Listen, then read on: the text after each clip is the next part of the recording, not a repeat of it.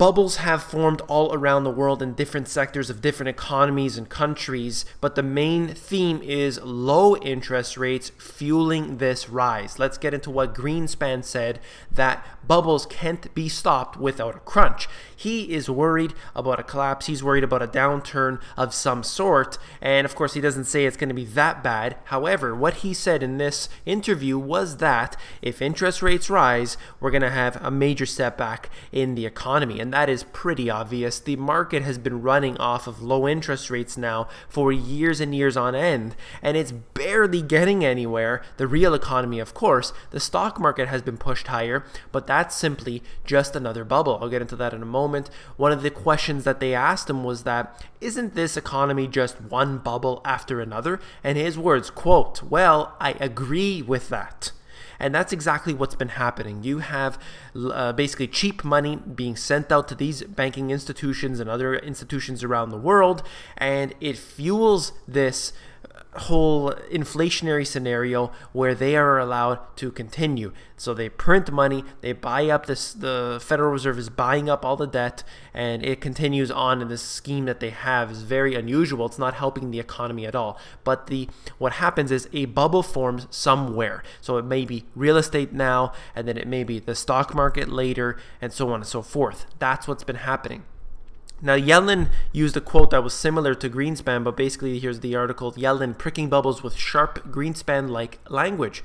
So Greenspan used the irrational exuberance quote, and she used something similar, and I'll just get to that. At the bottom it says that they were substantially stretched. What does that mean? He's talking about the biotech stocks, talking about the tech stocks, and basically saying that they are overvalued right now and they're ready to pop. So can anyone say Facebook stock? That's what I'm looking at right now, how these are way overvalued, and it is pretty simple to realize that it's basically just hot money flowing in. This happened in the Asia crisis, hot money just flowing in. People were thinking, no, it's going to be so good in the future, put your money in now. Well, the fact remains is that it's hot money flowing in, fueling that rise. Yes, maybe 10, 20, 30 years from now, it's going to be worth a lot more. However, if you're trying to ride that wave, it's going to be a very dangerous flight. Let's look at this right here, how they play their games.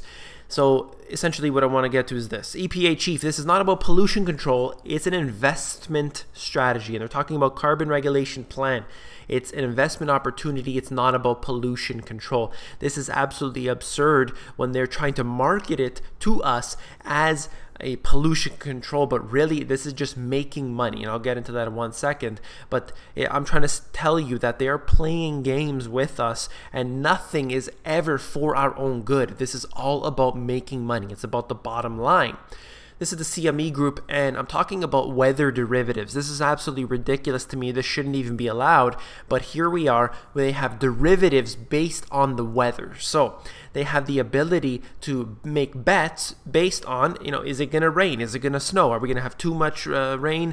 Is there going to be a drought? And they're able to actually profit from this. I'll just scroll down very briefly, and you can see these are all the different derivatives that they have, and this is pretty ridiculous because it's the weather. And then when you find out that they have the absolute they have this design where they can actually manipulate the weather. They have confirmed, they have been doing this. They created rain in the desert.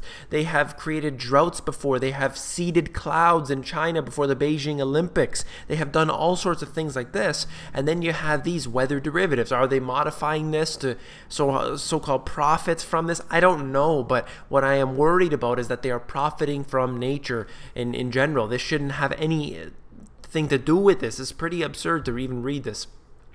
Alan Greenspan, this is a quote from my book, but I'm quoting him saying that he would be surprised if there was a QE3 because it would continue the erosion of the dollar. And then, of course, I said that round 3 of money printing is inevitable, as it's always been done throughout history. And then I go on to the TARP bailouts and so on. But basically what he said was that they can't do a QE3, and this is, of course, written a few years ago. But what I was saying was that they can't have a QE3 because you know, it's going to continue the erosion of the dollar. And of course, that is exactly what happened. And now they're saying that they're tapering back. But of course, like I just quoted Greenspan, he said if they raise interest rates, as I make this point in my book, if they raise interest rates, we're going to have a collapse. Watch the interest rates. It is very important. I try to make this video as short as possible, guys.